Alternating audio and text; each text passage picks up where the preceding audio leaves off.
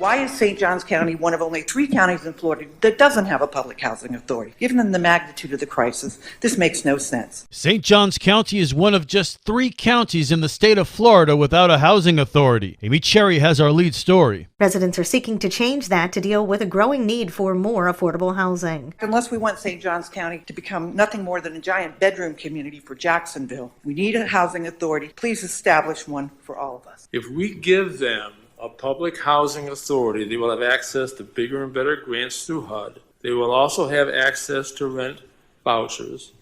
A public housing authority will not completely solve our affordable housing problem, but it will help immensely.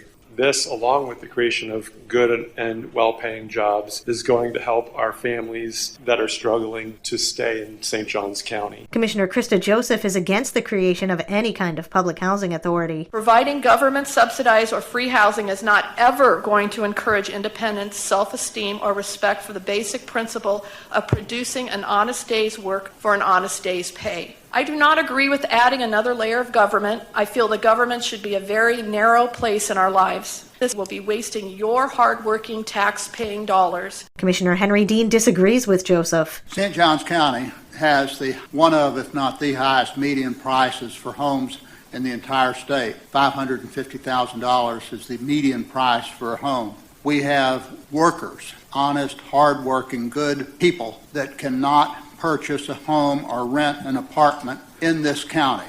They are forced to drive 30, 40, 50 miles to and from work. Dean says the affordable housing crisis is fueling a workforce shortage. It's not just trying to help the unfortunate, it's trying to help those workers who cannot afford to live here. Our service industries, our tourism, our entry-level first responders, law enforcement, teachers, nurses, we have a problem. It wasn't just something brought to my attention by a group of people who wanted to provide, quote, free housing to a lot of people that refused to work. It was brought to my attention by the leaders of this community and the leaders of the business community that said, we have a crisis. We have a crisis in this county, and I'm not going to sit here and ignore it. But a motion to move forward with further plans for a housing authority was defeated in a vote 3-2. With St. Augustine's Local Morning News, I'm Amy Cherry. This local news is a service of your hometown Toyota dealer, Beaver Toyota US 1 St. Augustine, here to wow you. One local nonprofit is trying to ease the county's affordable housing crisis. Habitat for Humanity is breaking ground tomorrow on a new affordable housing project. The nonprofit's Melinda Everson says the ceremony takes place Tuesday at 11:30 a.m. on Helen Street near Volusia Street. It will be a 36-home development for residents of the community in need of affordable housing. We like to build communities versus purchasing a lot because one, building a community, I think, really brings our homeowners together to support one another. They take pride in ownership if they live in a community that they all helped build.